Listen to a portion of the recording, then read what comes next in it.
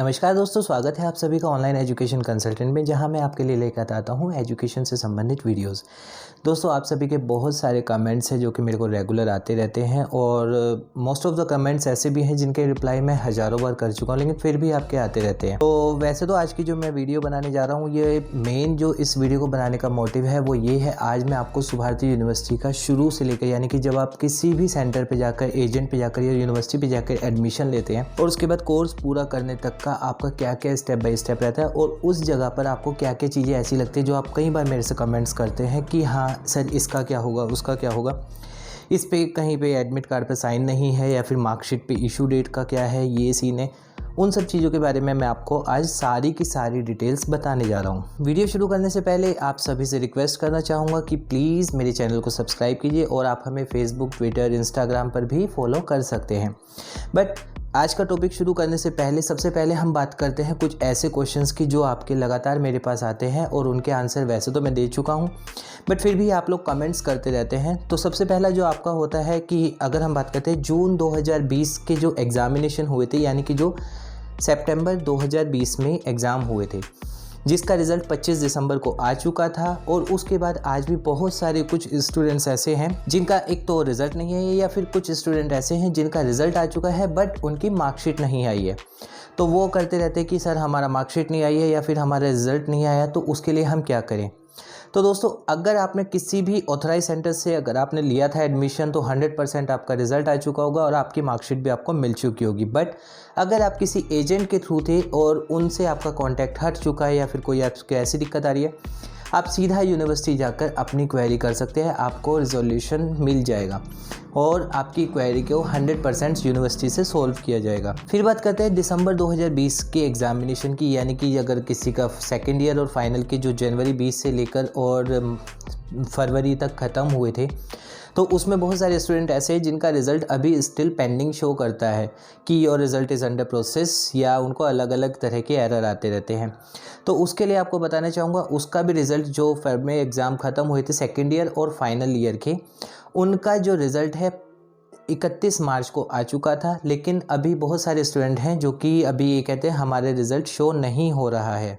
तो दोस्तों, उनके लिए बताना चाहूँगा, आप सभी के रिज़ल्ट अगर आप यूनिवर्सिटी कांटेक्ट करते हैं तो 90% रिज़ल्ट अपडेट हो चुके हैं। बस ये है वो वेबसाइट पर शो नहीं हो रहे हैं। आप कुछ समय का वेट कर लीजिए, जल्द से जल्द वो अपडेट हो जाएंगे। इवन अगर आप चाहें तो यूनिवर्सिटी में कॉल करके अपने मार्क्स पूछ सकते हैं, यूनिवर्सिटी से आपको आपके मार्क्स बता दिए जाएंगे। तो यानी कि आपका रिज़ल्ट हो चुका है। सिर्फ ये है कि अभी अपडेट नहीं हुआ है, एक बार वो अपडेट हो जाए, क्योंकि लॉकडाउन चल रहा है, यूनिवर्सिटी 30 जून तक बंद है, 30 मई तक बंद है। तो ये है कि अगर 1 जून से सरकार कहती है कि हाँ अब आप यूनिवर्सिटी खुल सकती है, तो 100% आपका जो रिज़ल्ट है ज़्यादा से ज़्यादा 10 से 12 दिन में खुल जाएगा, यानी कि आप अपनी वेबसाइट पे स्टूडेंट लॉगिन पे जाकर चेक कर सकते हैं। फिर बात करते हैं थर्ड, जो अभी मेरे पास आ रही है क्वेरी कि हाँ जो 31 मार्च से एग्ज़ाम शुरू हुए थे और 17 अप्रैल को ख़त्म हुए थे। एक्चुअली 17 अप्रैल को जो एग्ज़ाम ख़त्म हुए हैं उनकी आंसर शीट भी अभी तक यूनिवर्सिटी पहुंची तक नहीं है, बहुत सारे सेंटर्स की इवन 99% नहीं पहुंची है। बट स्टूडेंट की क्वेरीज आने लगी है कि अब ये रिज़ल्ट कब आउट होंगे, रिज़ल्ट कब डिक्लेयर होंगे। तो आपको बताना चाहूँगा, वैसे तो गवर्नमेंट ने ऑलरेडी उसको अनाउंस कर दिया कि जितने भी फर्स्ट ईयर के स्टूडेंट्स हैं या फिर सेकेंड ईयर के जिनके एग्ज़ाम यूनिवर्सिटी कंडक्ट नहीं करवा पाई है, उनको प्रमोट कर दिया जाए।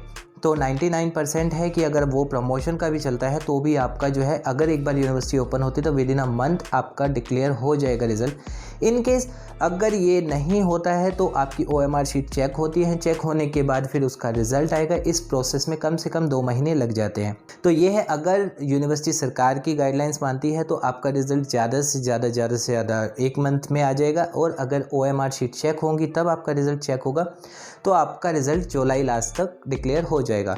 और बात करते हैं सेकेंड ईयर फाइनल ईयर वालों की, जिनके मार्कशीट के लिए वो बहुत क्वेरी कर रहे हैं कि हमारी मार्कशीट नहीं आई है। तो दोस्तों बताना चाहूँगा, अगर 30 मई के बाद 31 मई के बाद लॉकडाउन आगे नहीं बढ़ता है और सभी शिक्षण संस्थान को सरकार द्वारा अनुमति मिल जाती है कि अब वो खुल सकते हैं, कार्य कर सकते हैं, तो ज़्यादा से ज़्यादा 20 से 25 दिन में आपकी मार्कशीट इशू हो जाएगी।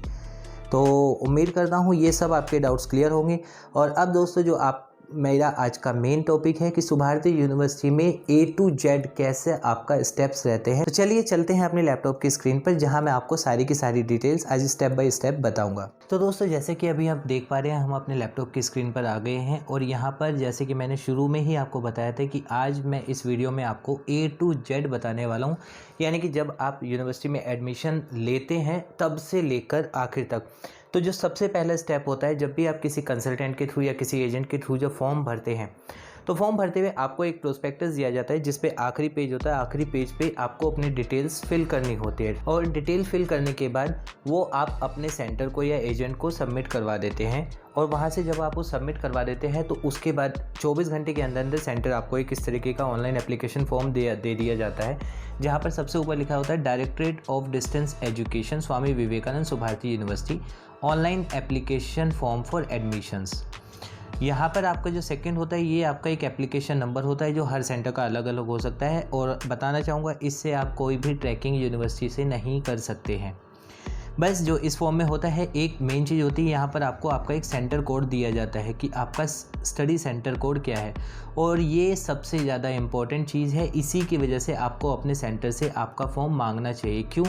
मान के चलते हैं आपने किसी सेंटर से एडमिशन लिया, एडमिशन लेने के बाद आपका फर्स्ट ईयर कंप्लीट हो गया है, सेकंड ईयर भी आपका कंप्लीट हो गया, बट किसी भी कारण से आपका जो सेंटर है उसका थर्ड ईयर आप नहीं कर पाए और आपका जो कॉन्टैक्ट है वो ख़त्म हो चुका है। जब आपका कॉन्टैक्ट ख़त्म हो जाएगा या किसी भी तरह से अगर आप उनसे कॉन्टैक्ट नहीं करवा पा रहे हैं, तो आपके पास कोई दूसरा ऑप्शन यूनिवर्सिटी के पास जाना होता है, या फिर आप किसी और के थ्रू अगर आप कॉन्टैक्ट करते हैं तो हर सेंटर आपसे सेंटर कोड मांगेगा।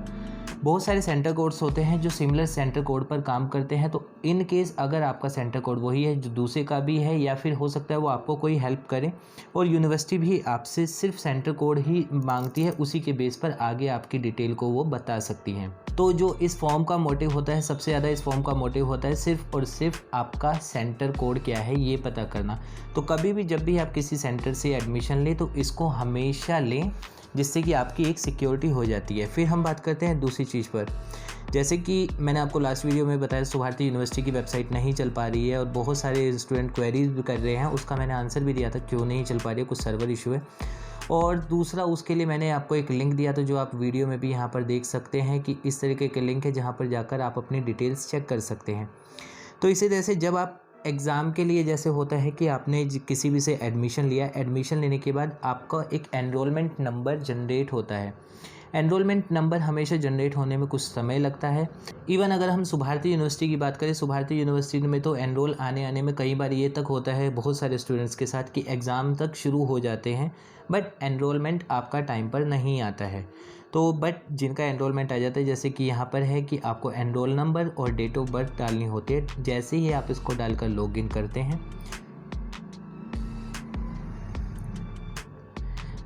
तो लॉगिन करने के बाद आपको आपकी डिटेल शो होने लगती है। जैसे कि अभी मैंने आपको दिखाया था, ये अमित कुमार है जिनका यहाँ पर एनरोल नंबर हमने डाला और डेट ऑफ बर्थ डाली, तो इनकी ये लॉगिन डिटेल आ गई है। यहाँ पर अगर ये देखना चाहें तो माई प्रोफाइल में जाकर भी यहाँ पर ये अपनी डिटेल्स चेक कर सकते हैं कि इनकी क्या क्या डिटेल है। बट यहाँ पर इनको सेंटर कोड नहीं आता है, सेंटर कोड का कोई ऑप्शन नहीं होता है, जिस वजह से हमेशा मैं बोलता हूँ कि सेंटर कोड के लिए आप अपना फॉर्म हमेशा लें। इन केस अगर आपको आपका सेंटर कोड नहीं दे रहा है तो भी उनसे आप वो पूछ सकते हैं कि आप अपना बस सेंटर कोड बता दें।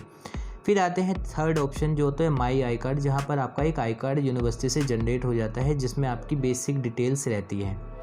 पहले दोस्तों यहाँ पर मैं बताना चाहूँगा, यहाँ पर पहले एक टाइम था जब आपका यहाँ पर एडमिट कार्ड भी आया करता था, बट अभी एडमिट कार्ड नहीं आ रहा है, इसको लास्ट ईयर से हटा दिया गया है। और बाकी डिटेल्स आप जैसे कि यहाँ चेक कर पा रहे हैं, रिज़ल्ट, साइन आउट, ये सब आप देख पाते हैं। ये अभी बेसिक डिटेल्स यूनिवर्सिटी पर आ रही है। अब बात करते हैं जो आपकी सबसे ज़्यादा क्वेरी होती है, वैसे तो मोस्टली आपके आते हैं कि एडमिट कार्ड, जो आप बोलते हैं कि एडमिट कार्ड पर सिग्नेचर क्यों नहीं है। मैं कोई भी एक रैंडम एडमिट कार्ड खोल लेता हूँ जिस पे कि जैसे कि आपकी क्वेरीज़ आती है मेरे पास कि एडमिट कार्ड पर कोई सिग्नेचर क्यों नहीं होते हैं। जैसे कि आप देख पा रहे हैं, ये है कि कैंडिडेट नेम यहाँ पर आ रहा है, उनका फादर नेम आ रहा है, उनका कोर्स क्या है, उसके बाद उनका कौन सा एग्ज़ाम कब है, और यहाँ पर उनका रोल नंबर और उनका एनरोल नंबर जो आप देख पा रहे हैं। यहाँ पर सबसे नीचे यहाँ पर हमेशा मेरे से पूछा जाता है कि सर यहाँ पर कोऑर्डिनेटर है, कोऑर्डिनेटर पे यहाँ साइन क्यों नहीं होते हैं। तो दोस्तों बताना चाहूँगा ये कोऑर्डिनेटर सिग्नेचर जो होते हैं, जैसे आप किसी भी एजेंट या कंसल्टेंट के थ्रू एडमिशन लेते हैं, यहाँ पर वो उनके साइन होते हैं। तो आप जब भी अपने सेंटर से चाहें ये सिग्नेचर करवा सकते हैं, ये इतना इम्पोर्टेंट नहीं होता है। और अब जो हम बात करते हैं, अब आते हैं फाइनली हम मार्कशीट की बात करते हैं। मार्कशीट में मैं आपसे हमेशा मेरे पास मार्कशीट के लिए क्वेरीज़ आती है, तो ये जो मार्कशीट है पहले मैं इसका कर देता हूँ, बता देता हूँ आपको। ये 2019 की मार्कशीट है। मार्कशीट पर हमेशा आता है कि मेरे से क्वेरी आप लोगों की पूछी जाती है कि सर मार्कशीट इशू डेट क्या आएगी। तो बताना चाहूँगा स्वामी विवेकानंद सुभारती यूनिवर्सिटी में कभी भी मार्कशीट इशू डेट नहीं होती है। यहाँ पर आपको देखिए सबसे ऊपर सीरियल नंबर आता है। सीरियल नंबर आने के बाद यहाँ पर कैंडिडेट्स की डिटेल्स आती है, बेसिक डिटेल, उनके बाद उनके मार्क्स आते हैं। और जो मार्कशीट का है यहाँ पर डेट ऑफ एडमिशन आता है कि आपका डेट ऑफ एडमिशन क्या था, और डेट ऑफ कंप्लीशन कि आपका मार्कशीट का डेट ऑफ कंप्लीशन यानी आपका कोर्स कंप्लीशन डेट क्या है, सिर्फ यही आता है। और ये ईयर वाइज आता है, यानी कि अगर आप बोले कि आप 3 साल का है, 3 साल का नहीं, हर साल की मार्कशीट पर ये इस तरीके से अलग अलग होता है। तो ये जो मार्कशीट हमने खोली है ये दिसंबर 2019 की मार्कशीट है, जिसमें आप चेक कर सकते हैं 20 फरवरी 2019 का एडमिशन है, जिसको 6 जून 2020 को इसका रिज़ल्ट शो किया गया है। और इसी तरह से जो लास्ट ईयर सितंबर में जो फर्स्ट ईयर को प्रमोट किया गया था सभी स्टूडेंट्स को, उनमें से भी बहुत सारे स्टूडेंट जो पूछते हैं कि हमारी मार्कशीट नहीं है इसमें भी, लेकिन आप देख सकते हैं सीरियल नंबर इस तरीके से है। ये भी आपको ऐसे ही name, father name, mother name, और ये बेसिक डिटेल्स आपकी आ रही है। और यहाँ पर अगर आप देखेंगे इस पर भी पिछले साल की जो मार्कशीट है इसमें भी यही है। डेट ऑफ एडमिशन 12/9/2019 को दिखा रहा है, और डेट ऑफ कंप्लीशन 30/10/2020। आप सभी को पता होगा कि लास्ट ईयर जो सितंबर में एग्ज़ाम हुए थे उसकी जो मार्कशीट आई है, ये मार्कशीट आई है अभी मार्च में, बट मार्कशीट पर जो डेट ऑफ कंप्लीशन दिखा रहा है 30/10/2020 आ रहा है, और मार्कशीट इशू डेट कहीं पर भी आप देख सकते हैं नहीं है। तो दोस्तों उम्मीद करता हूँ आज आपके बहुत सारे डाउट्स क्लियर हुए होंगे, और अगर अभी भी आपके कोई डाउट्स है प्लीज़ मुझे कमेंट कीजिएगा, मैं आपको उसका रिप्लाई कर दूँगा। और दोस्तों हाँ, मैं कुछ कमेंट्स के रिप्लाई नहीं करता हूँ, वो सिर्फ वो कमेंट्स होते हैं जिनका मैं ऑलरेडी वीडियो में बता चुका हूँ।